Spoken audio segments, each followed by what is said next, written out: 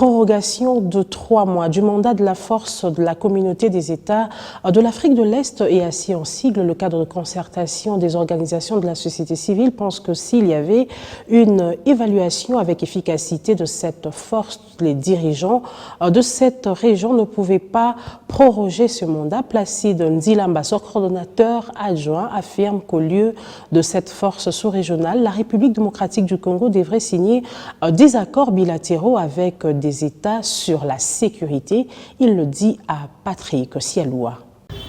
C'est une force qui était venue dans le cadre de la coopération régionale entre la RDC et l'EAC. Et à notre niveau, c'est dire qu'avant de procéder à toute prorogation, il fallait que le haut commandement de la force avec le bureau de l'exécutif de l'EAC passe au Nord Kivu pour évaluer l'impact du travail de cette force. Parce que bon, nous on comprend qu'on a le fisc prorogé, ça tenir compte de tous les problèmes qu'il y a sur le terrain et même sans évaluer les réalisations de cette force. Si on allait évaluer, je pense que nos autorités ou nos chefs d'État seraient objectifs dans leur démarche. Alors, en tout cas, ils sont en train d'aller dans le sens contraire de ce que nous, la population, nous pensons.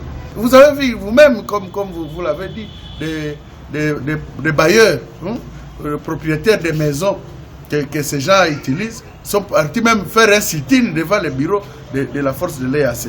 Donc c'est une mission de la honte, je vous dis.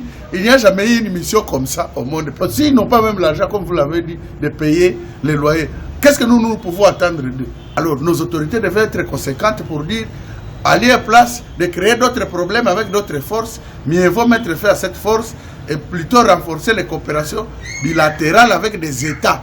Par exemple, la RDC peut aller négocier avec les Kenyans d'avoir une force ici kenyane qui peut l'aider à combattre les M23.